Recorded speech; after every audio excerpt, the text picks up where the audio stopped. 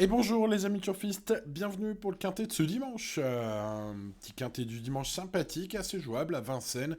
Nous allons découvrir les 16 partants, les amis turfistes. Enfin, moi je les connais bien, je viens de les étudier quelques heures.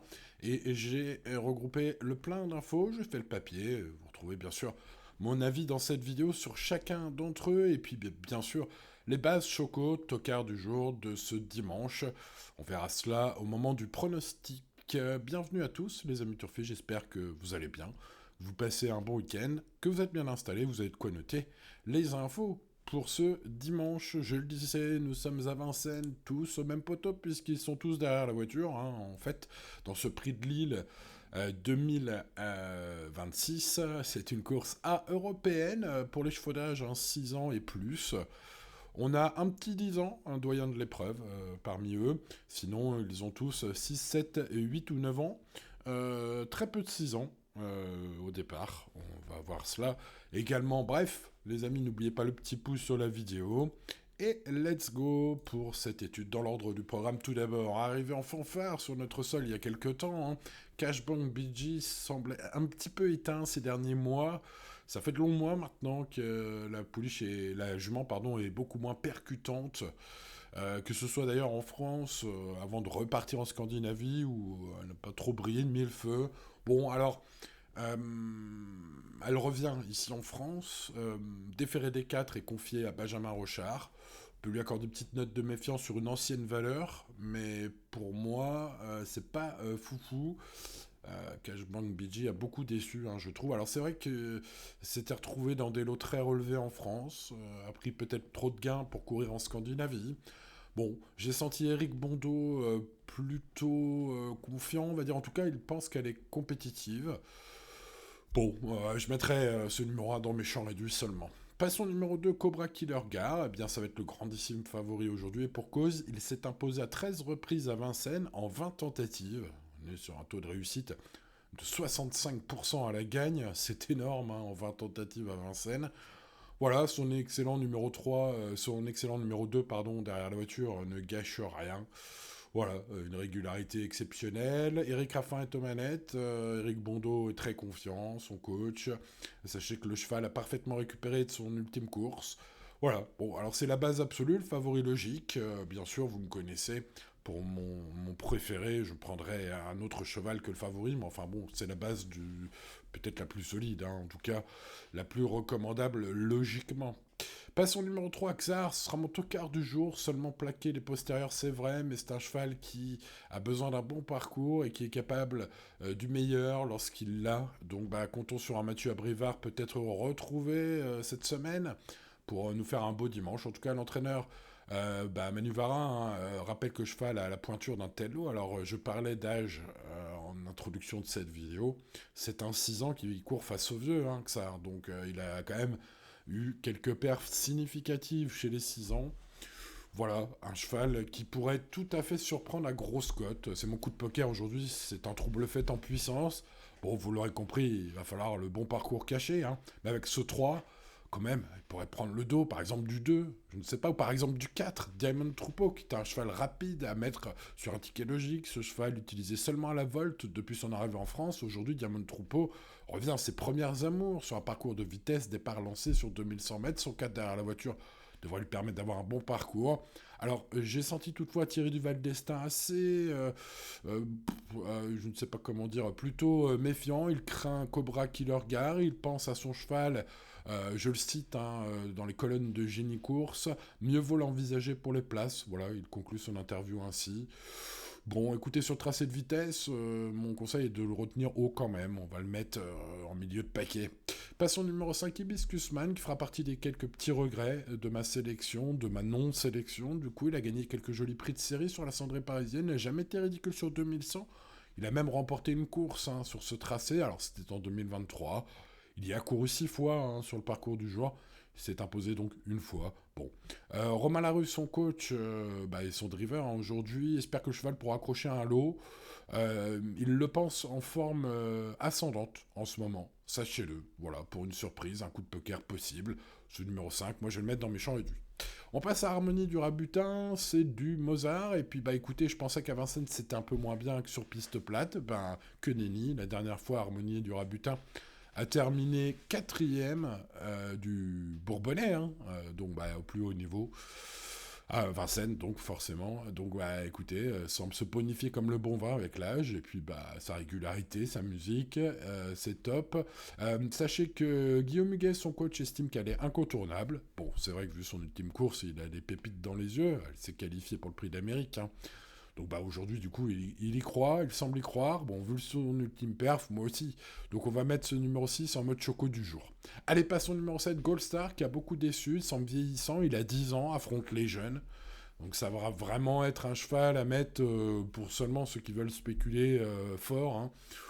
Bon, ouais, écoutez, l'écurie de Dominique Lochneux est plutôt en forme, voilà, pour un point positif. Du coup, je lui ai pas mis une mauvaise note, je lui ai pas mis la moyenne, vous le voyez, je lui ai mis 9 sur 20. Bon, mettre que dans les champs réduits, peut-être, je ne sais pas. J'ai pas envie de le garder, il faudrait vraiment qu'il soit aujourd'hui au top du top, hein, pour briller dans un tel lot. Donc bon, écoutez, je ne l'ai pas gardé. Invictus, Madiba, capable de trotter une 10 et fraction sur le tracé du jour, c'est pas mal. Attention, il y a du lourd aujourd'hui, hein. Ce fils de Booster Winner a fort à faire, il n'a pas été revu depuis 2 mois. Donc c'est une rentrée, mais il est déféré des postérieurs quand même. Bon, Bruno Michardière, son coach, prévient qu'il risque de manquer de rythme. Du coup, je n'ai pas gardé, je vous suggère de le regarder pour plus tard, ce numéro 8. Passons au numéro 9, Happy Danica, qui n'a pas été gâté avec le 9 au départ, hein. Bon, bah, c'est nul, hein.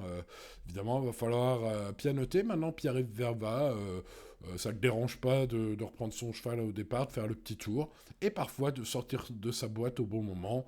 Ce pourquoi, vu sa vitesse, hein, ce cheval, sa 6e place honnête, hein, du prix Jean Boileau sur le tracé, c'était l'avant-dernière fois, peut intéresser les amateurs de sensations fortes pour les places. Moi, je l'ai mis dans mon champ réduit.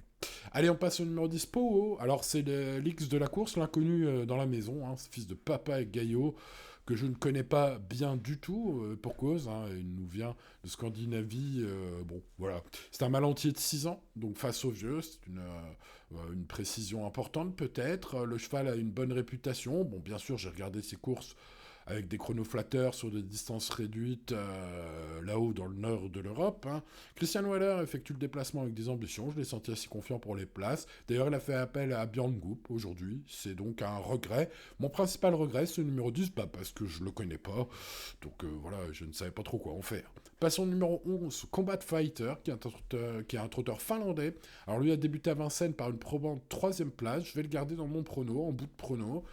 Parce que c'était une 3e place en une 10 fraction sur le parcours du jour, et sur Génie Course, son entraîneur Antti Opjampera se montre optimiste pour une place dans les 5 premiers. Le cheval a parfaitement travaillé depuis son arrivée à Grosbois. Je vous recommande donc de le surveiller de près, ce numéro 11, méfiance. Passons au numéro 12 et 13, qui pour moi sont les impasses à faire aujourd'hui, je pense. Les 2 chevaux sont ferrés déjà. Bon, Gilord Viva est un cheval fiable, rapide. Mais bon, je le disais, il reste ferré, la tâche sera ardue, j'ai pas senti Julien Rafestin confiant. Voilà, je conseille de faire l'impasse malgré sa qualité. Passons au numéro 13, Hoff-Montvidier. Pareil, impasse, il traverse une période de méforme, je trouve. Il s'attaque à la forte partie aujourd'hui, hein. Bon, il est mal placé aussi derrière la voiture. Bon, son pilote Adrien Mériel avoue, c'était sur Equidien que j'ai lu ça, qu'il court pour le moral. Fin de citation. Bon, c'est vraiment pas encourageant, je raille. Allez, on passe au numéro 14. Jingle Dupont, qui a réalisé une saison 2025, vous le savez, exceptionnelle, couronné d'un titre dans la finale du Grand National du Trot fin d'année.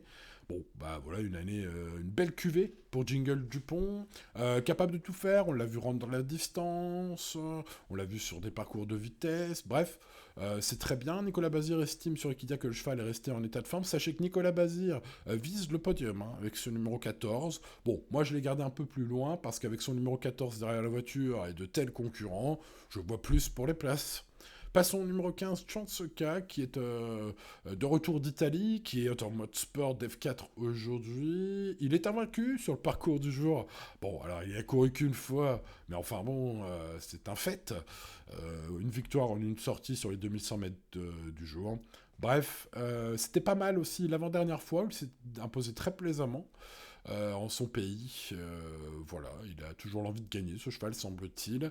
Euh, je pense que Francesco Barelli, hein, son coach, est confiant, même si le professionnel dans la presse indique que il espère que son cheval va pouvoir s'exprimer dans la ligne d'arrivée. Sous-entendu, moi je pense qu'il est confiant.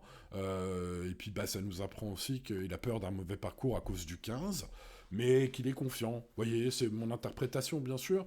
Mais enfin bon, le pro est pas négatif, ça c'est sûr. Voilà, les amateurs de chevaux à plus de 100 contre 1 pourront le tenter. Ce sera mon cas, puisque je vais le mettre en bout de pronostic, ce numéro 15. À vaincre sans péril, on triomphe sans gloire. Prise en grosse note dans le prix Jean Dumouc Indie Rock. Aurait probablement lutté pour la gagne, à mon avis, s'il n'avait pas été bloqué par un mourant. Le cheval a fait un effort au mauvais moment. Le cheval a dû reprendre et prendre un dos. Celui qui l'a devancé complètement craqué pour finir, en menant dans sa perte, Indie Rock a même fini par galoper. L'année dernière, Indie Rock était deuxième malchanceux de ce prix de Lille, hein, de ce dimanche, il y a un an. Il a eu un mauvais parcours en épaisseur l'année dernière. Bref, tout se goupille mal en ce moment et l'année dernière, malgré sa deuxième place dans cette course. Hein. Voilà, il aurait pu gagner, hein, tout simplement. Et ben, j'ai l'impression que le coup d'éclat à belle cote, ça pourrait être ce 16 Indie Rock. Ce pourquoi je l'ai préféré au favori, qui n'aura pas une cote assez intéressante pour figurer dans cette euh, dans cette, euh, rubrique basque interhonneur. Voilà, les amis turfistes, c'est dit. Eh ben on tente, hein, on tente. S'il faut tenter, nous tenterons. S'il faut gagner, bah on verra bien, les courses restent les courses. Allez, on va encourager ce 16, enfin en tout cas moi, je vais l'encourager en espérant qu'il puisse battre le grandissime favori logique du jour, le numéro 2, Cobra Killer, Gare 13 win en 20 courses à Vincennes, 60%, 65% de réussite à la gagne à Vincennes. C'est de toute beauté avec autant de courses courues, les amis. L'entourage est très confiant, Eric Raffin est aux manettes. Voilà, ça c'est la base logique, hein, le favori logique, implacable au papier. Mais les courses restent les courses. Harmonie du Rabutin présente une musique digne des plus grands musiciens de l'histoire de la musique, de Mozart, Mark Knopfler ou autres héros, guitare héros. Donc voilà, eh bien écoutez, David Beckert et son fidèle compagnon, Harmonie du Rabutin, vient de tout montrer dans le prix du Bourbonnais en se qualifiant pour l'Amérique, hein, c'est pas rien, en terminant quatrième. Bref, ce numéro 6 pourrait, pourquoi pas, inquiéter aussi hein, le grand favori. Ce numéro 6, en tout cas, est recommandable puisque vient de faire ses preuves à Vincennes, hein, chose qui était peut-être, petit doute, qui était un peu permis vu sa carrière plutôt en province, mais non. Ce numéro 6 est recommandable à Vincennes également. Alors, la grosse surprise de ce quintet, ça pourrait être Xar, le numéro 3. Il a lutté avec les meilleurs dans sa génération. Et quelle génération, hein, les 6 ans. Donc, bah écoutez, voilà, face aux vieux aujourd'hui, pourquoi pas la surprise du chef, hein, même s'il n'est que plaqué des postérieurs cette fois. Sa cote pourrait bien s'envoler hein, dans les dernières minutes à ce numéro 3.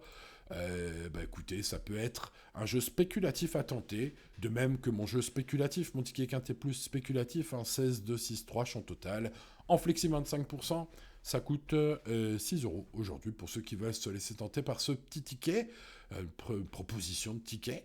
En tout cas, ça se tente, hein, vu les cotes. Bon, mon pronostic derrière le 16, le 2, le 6 et le 3 sera composé du 4, évidemment, Diamond Troupeau. Hein, c'est sa première derrière la voiture aujourd'hui en France. Hein. Il avait montré à l'étranger qu'il était rapide. Hein. Attention à ce 4. Attention également à Jingle Dupont. J'ai senti Nicolas Bazir confiant pour le podium avec ce numéro 14. Ensuite, je me méfie de Combat Fighter, le numéro 11, qui est un Finlandais, mais qui a très bien couru pour ses débuts en France, en étant troisième dans une belle course. Pourquoi pas ce 11, malgré sa position de départ.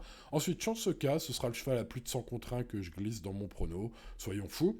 Et Powo est mon regret, puisque c'est un cheval que je connais pas, mais qui fait l'objet de bon bruit. Au moment de débuter en France, ce numéro 10 est un regret.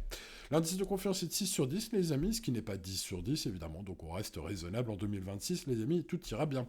Voilà pour mon prono pour le quintet de ce dimanche. Il ne me reste plus qu'à vous souhaiter bonne chance. N'oubliez pas de mettre le petit pouce sur la vidéo et de vous abonner à cette chaîne si ce n'est pas encore fait. Et peut-être bientôt 90 000. Allez, il y a encore un peu de boulot, les amis, mais n'hésitez pas à rejoindre cette chaîne. On est bien. Voilà, on est bien, tout simplement. Regardez dans les commentaires, les gens sont contents. Tout est dit, il me semble. Hein. Voilà, merci à vous, fidèles amis turfistes. Bienvenue aux petits nouveaux. Je vous souhaite un excellent dimanche et à très bientôt pour de nouvelles aventures. C'était Simon. Ciao ciao.